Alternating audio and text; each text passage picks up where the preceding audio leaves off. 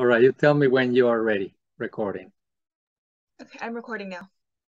So this is Dr. Mario Grijalva from the Ohio University Heritage College of Osteopathic Medicine, and I'm inviting you through Elizabeth Cole and everybody there to participate in the Tropical Disease Research Program, or TDR, in summer 2023, or hopefully every summer thereafter. I mean, I've been doing this for 20 years, so unlikely that it's going to stop in 2024, but who knows?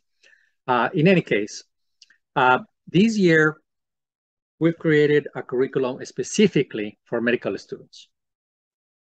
And what we're going to do is that medical students that have a specific interest in learning about tropical diseases and diseases of poverty and underserved populations in Latin America will have the opportunity to conduct health and wellness related research in underserved communities in Southern Ecuador. And this is going to be about 50% of the time.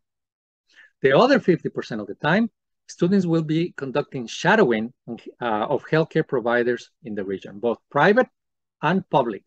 And that is going to be in partnership with a bilingual medical student from Catholic University of Ecuador. So the Ecuadorian and the non-Ecuadorian students are going to be shadowing at the same time the physician, and that is going to help with communication and make a wholesome shadowing experience. And because 50% and 50% do not add to 100, we're going to fill all the holes with service learning activities that directly benefit the communities we work on. And these service learning activities can range from community education to helping people with nutrition and the community gardens, income generation, talks at schools, cultural activities, and many other things. So what are the program components? So there are two possible tracks. One track is the research incentive track. And basically this commits you to a participation for about 2 years. From development of the project, that is something that needs to start really soon, before the year is out, all the way to publication, in which the student will be a co-author in this publication.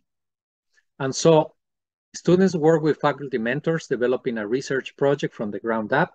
And there are two possibilities. That is a project that we, with all the faculty have identified a need, and there is a project, and then, the faculty leads and you help. Or it can be something that if you are directly interested in a particular topic, you can say, well, I would like to understand what is the role of women in determining the priorities of the spending of the house in terms of healthcare. And you can also propose a project, right? But basically, this happens between September 2022 and May 2023. And then in July, we go to the field, we implement whatever the projects are during the TDR, during 50% of the time, research, 50% of the time, shadowing, right? And then from August to May 2024, continuing the analysis, the writing and submission of the peer review paper, and we continue doing that until it's published. And also, you are able to use the data for presentations in the different local, internal, or regional, or national, or international conferences that you want to attend, right? And then, so the other track is easier. It's easier because it doesn't require you to work with the project from the ground up. You basically join in April or May, and you start getting training on projects, on what are the components of projects that others have developed. And then you go to the field and you are helping hands. You participate, you get the experience, you learn how the projects came about, and you help collect the data. But unless you really want to, then you're done. You're done in the field, you're done, right? Some people might want to continue working with the projects if they get really enthusiastic and earn the response of co-authors, and that then brings the, you can continue your participation in that way.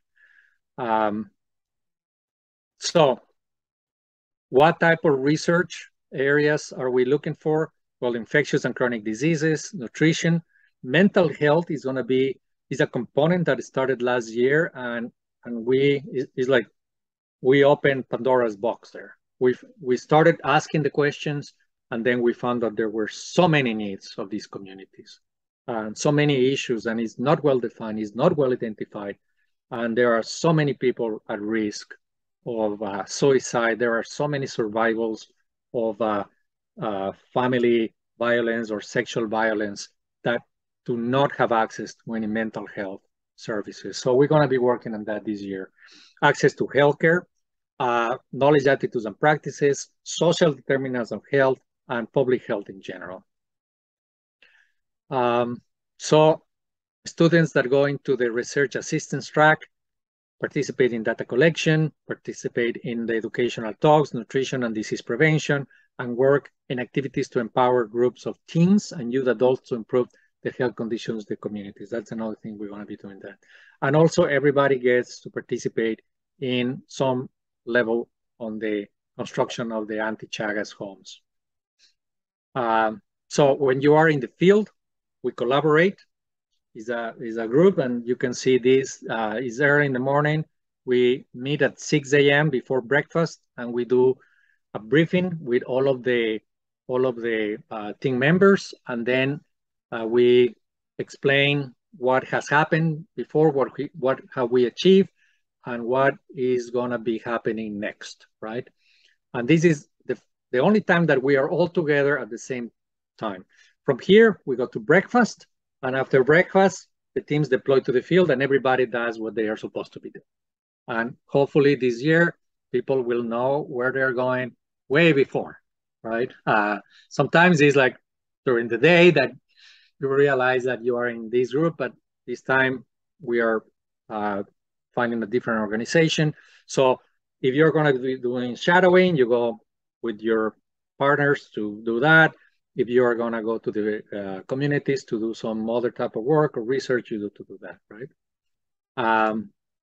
So yeah, it's what I can tell you. It is a wonderful experience. It's absolutely gorgeous over there. This is not an uncommon sight when we are driving back from the communities into town. And so if this sounds interesting, you can find more information in ITDI.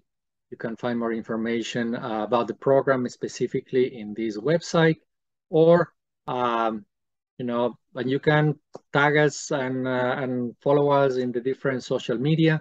We're going to start promoting the program on October the 12th.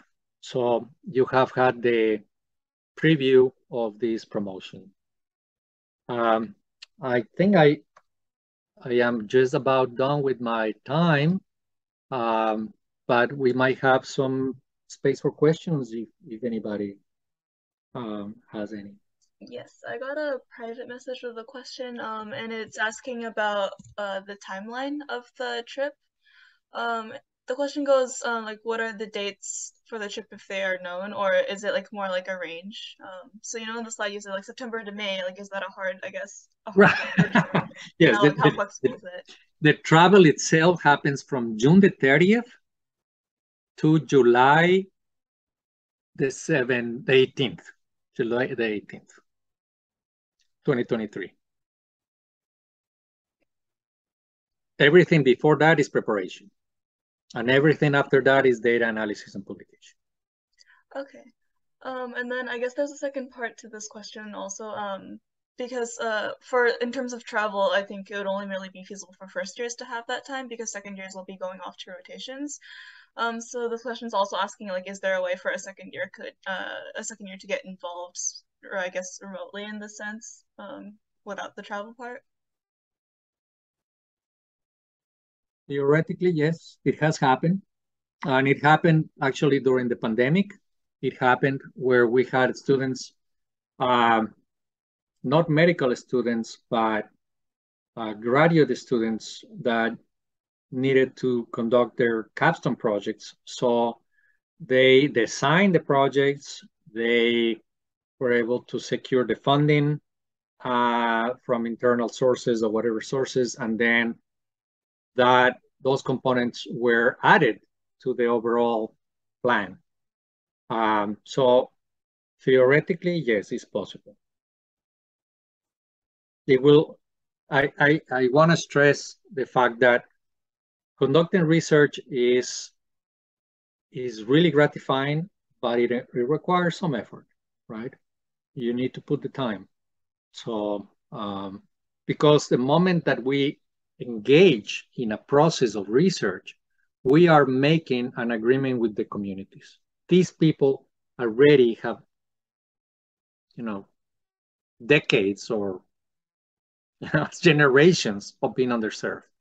We don't want to engage in activities that are going to be half-baked, that are going to be incomplete, that are going to just stay and break that covenant that we have with the community members. I mean, remember the principle of do no harm, right? We don't want to do anything that will harm the communities. We need to be their partners. So, but yes. Right, thank you. Certainly.